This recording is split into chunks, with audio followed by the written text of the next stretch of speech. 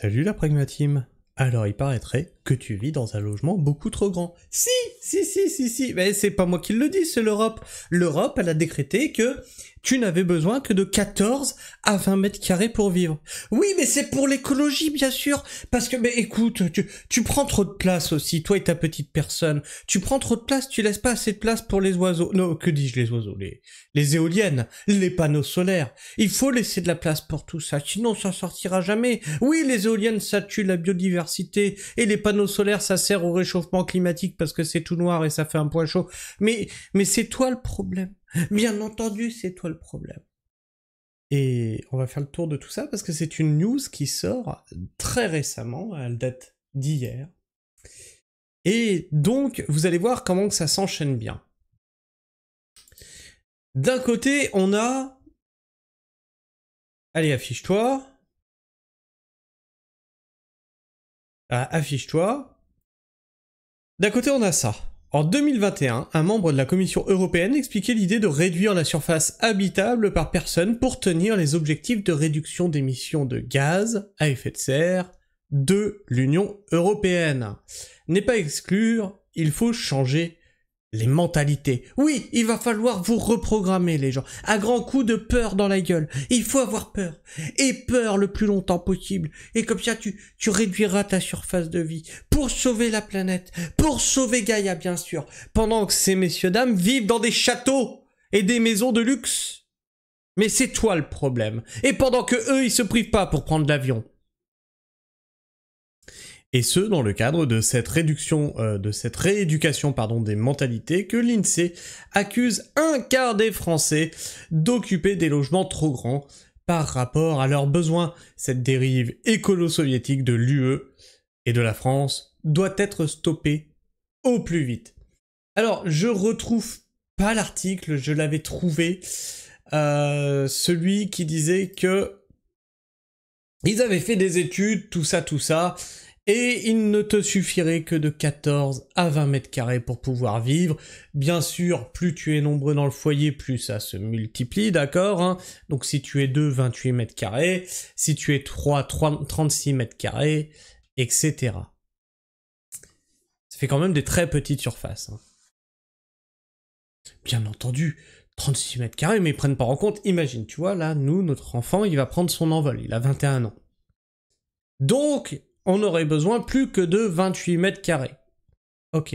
Et quand on recevra nos petits-enfants en vacances, on n'aura pas de quoi les loger. C'est très bien, c'est... Ah, ils nous vendent du rêve, hein. Vous n'aurez plus rien, mais vous serez heureux. Donc on reviendra ici, là, sur... si j'y pense, hein, parce qu'à chaque fois j'oublie, pour voir les commentaires. Donc c'est le Figaro qui nous dit au moins 3 pièces de plus que nécessaire. Un quart des ménages vivent dans un logement trop grand pour eux. Mais messieurs, mais vous vivez comme des nababs. Aussi, mais vous vivez comme des rois, vous vous en rendez pas compte. Vous êtes des vils bourgeois. Quoi, t'arrives pas à finir les fins de mois? Mais c'est parce que tu vis dans un logement beaucoup trop grand pour toi. Mais bien sûr, tu vis au-dessus de tes moyens avec trop de pièces. Bah c'est à cause de ça. Les habitants de ces résidences principales, en partie vides, sont majoritairement des personnes âgées de 60 ans et plus et occupant ce logement depuis plus de 20 ans, selon cette étude de l'INSEE. C'est une étude qui fait parler, alors que la crise du logement s'accélère en France. Et encore une fois, hein, vous voyez comme ils opposent les jeunes avec les vieux, hein. C'est les plus de 60 ans le problème! Pendant que les jeunes n'arrivent pas à se loger. Le problème, c'est l'État, c'est la politique que vous avez mis en place rapport au logement. C'est une étude qui fait parler alors que la crise du logement s'accélère en France. Un quart des ménages de Français vivent dans un logement considéré comme largement sous-occupé. Mais qu'est-ce que ça peut vous foutre qu'il soit sous-occupé? Si j'ai envie de me payer un château et vivre dans 2 pièces, ça me regarde moi, hein. C'est-à-dire qu'avec au moins 3 pièces de plus que nécessaire selon une étude de l'INSEE parue mardi 8 juillet. Et qu'est-ce que vous savez que ces pièces ne leur servent pas? Si ça se trouve, ils stockent des affaires dedans. Si ça se trouve, il y a un bureau. Si ça se trouve, on sait pas. Si ça se trouve, ils font des orgies dedans. Mais qu'est-ce que tu sais qu'ils s'en servent pas de ces pièces-là? Ce phénomène concerne 7,6 millions de résidences principales, qui sont pour 93% des maisons individuelles. 3 quarts de ces logements, largement sous-occupés, ont une superficie d'au moins 100 mètres carrés. Alors que les Français peinent à se loger dans de nombreuses... Ah. Ça vient de me sauter à la vue. Rappelez-vous la gaieté lyrique. Ah bah oui, ils n'arrivent pas à se loger, hein. Donc on va réquisitionner les logements sous-équipés. Tu la sens venir la douille? Tu la sens venir la douille? Ah bah il faut bien qu'on loge les migrants qui arrivent quand même. Alors que les Français peinent à se loger, de nombreuses villes et zones tordues, l'INSEE calcule ainsi que 41% des maisons et 4% des appartements sont largement sous-occupés. Les habitants de ces résidences principales, en partie vides, sont majoritairement des personnes âgées de 60 ans et plus et occupant ce logement depuis plus de 20 ans. Leurs logements ont pu devenir trop grands avec le départ des enfants du domicile familial, analyse l'INSEE. Oui, d'accord, les enfants ont quitté le domicile familial. Et pendant les vacances, que reçoivent-ils? Leurs petits-enfants, qui sont stratégiquement plus nombreux que leurs enfants. Bah oui, parce que si t'as fait 3 enfants, qui se marient, d'accord, qui font à leur tour 3 enfants, ça te fait 9 petits-enfants. Bah ouais, c'est comme ça que ça marche. Le taux de résidence principale largement sous-occupé est passé de 22% en 2006 à 25% en 2022. Alors, comment on arrive à cette statistique-là? Est-ce que c'est les logements qui sont devenus plus grands? Non, c'est qu'on a dit, en fait, les gens ont besoin de moins de surface. Aujourd'hui, on est rendu à 14 mètres carrés, hein. Rappel. En 2022, affirme l'Institut qu'il lie cette évolution au vieillissement de la population. Parmi les ménages en activité, les agriculteurs, qui vivent presque exclusivement en maison individuelle, sont les plus concernés par la sous-occupation très accentuée, 44%. Les enfoirés d'agriculteurs, ils vivent dans des châteaux! Bien sûr! Mais vous vous rendez pas compte, monsieur, dame! Explique l'INSEE dans son étude. Alors il faut savoir que les maisons des agriculteurs, en plus, c'est souvent des maisons familiales, hein, qui sont là de génération en génération. Hein, c'est pas un truc qu'on a construit comme ça juste pour l'agriculteur. C'est là depuis des siècles. La Bretagne en haut du classement. Pour les autres, le taux va de 16% pour les ouvriers et les employés à 27% pour les cadres et 28% pour les artisans, commerçants et chefs d'entreprise. De toute façon, moi, tu vois, ça, une maison, j'ai toujours trouvé ça très con. Alors, vous allez me dire, comment ça, tu trouves ça con? Regarde. Tu passes toute ta journée au boulot, à bosser, à aller faire tes courses, et quand tu rentres, c'est pour faire quoi? Tu te sers de 3 pièces maximum. La cuisine, le salon ou le bureau, suivant que tu regardes la télé ou que tu es sur un ordinateur, et ton pieu. En gros, tu passes ta journée à bosser pour payer, ce qui te sert juste à te divertir le soir et à dormir. Point. La maison est devenue un dortoir en fait.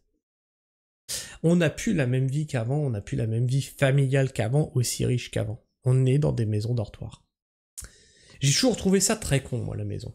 Mais enfin bon, j'en ai une, ma femme en a voulu une, donc on en a une. Commerçants et chefs d'entreprise. Sur le champ des maisons individuelles, celles habitées par les cadres sont encore plus souvent largement sous-occupées. On parle de celles occupées par des ministres ou des présidents ou quoi que ce soit.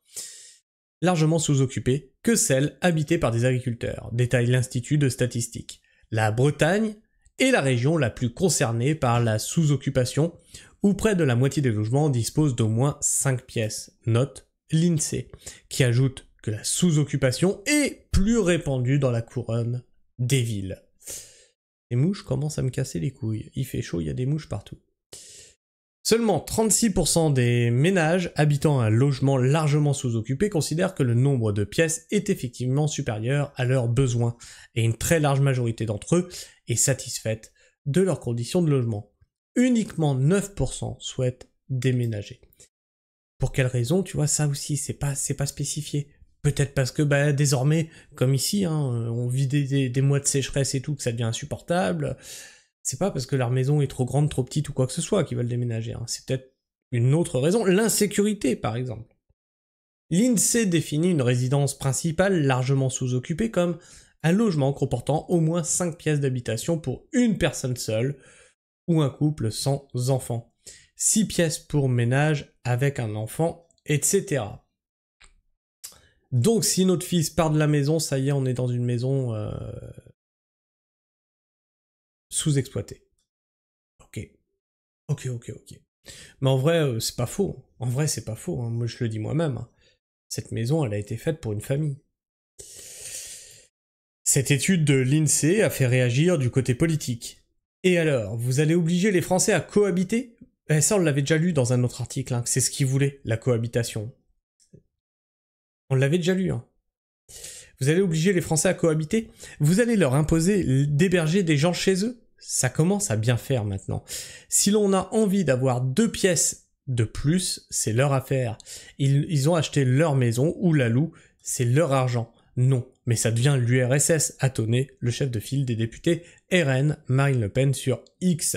De son côté, le sénateur communiste Yann Brossat, candidat de la mairie de Paris, a estimé sur RMC qu'il fallait aller jusqu'à l'expropriation. Voilà, les communistes. Non mais... Enfin, vous avez déjà mauvaise presse si vous commencez à sortir des phrases pareilles. L'expropriation. Tu payes mon crédit, enculé. Je suis d'habitude poli. Excusez-moi.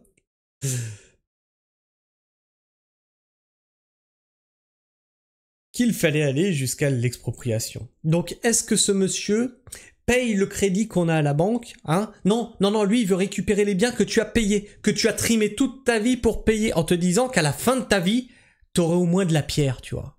Ben non, tu l'auras pas. T'auras pas ta retraite, t'auras pas la pierre, t'auras plus rien. Mais tu seras heureux. Les communistes, voilà. Regrettant qu'à Paris, 3000 logements soient vides depuis plus de 5 ans, et 3000 personnes dorment dans la rue, dont 400 enfants. Voilà, on arrive au fin fond du problème. Qui dort dans la rue? Les migrants qui arrivent illégalement. Les enfants sont arrivés avec les migrants. Voilà, eh bien, j'ai raison. On n'accueille pas des migrants si on n'a pas les moyens de les loger. En fait, le problème, il est là, c'est que c'est le gouvernement qui fait tout à l'envers. Je suis pas contre l'immigration, je le répète. Je suis pour qu'on puisse accueillir une immigration de façon digne. Aujourd'hui, on l'accueille de façon indigne. Et une fois qu'on est le nez dans le caca, on se dit merde, on aurait peut-être dû prévoir des logements. Bah oui, devine. Donc du coup, on va exproprier des gens. Non, ça va pas marcher comme ça, non. Enfin bref, je sais pas ce que tu penses de tout ça, en tout cas moi je trouve que là, franchement, on va de plus en plus vers une EURSS, hein, dominée par les communistes, hein, qui veulent ça, on le voit bien. Bon bah écoutez, après, c'est votre bord politique, je m'en fiche quelque part. Mais vous pouvez pas dire qu'il l'a pas dit. Dis-moi ce que t'en penses dans l'espace commentaire, partage-moi ton avis, ton opinion, abonne-toi si tu es encore là en fin de vidéo, et bien sûr partage cette vidéo parce que là c'est très important qu'on sache qu'on cherche à exproprier des gens qui ont payé leur foutu baraque. C'est intolérable. Et bien sûr tu peux liker cette vidéo, lui permettra d'être plus présente dans les algorithmes de YouTube. Et puis moi quand je vois vos likes, vos partages, vos commentaires, vos abonnements bien sûr, bah, ça m'encourage à continuer le travail d'information. Toc, petite mouche. Je fais sur cette chaîne. Sur ce, moi je vous fais la bise, prenez soin du sol, et restez pragmatiques. Ciao.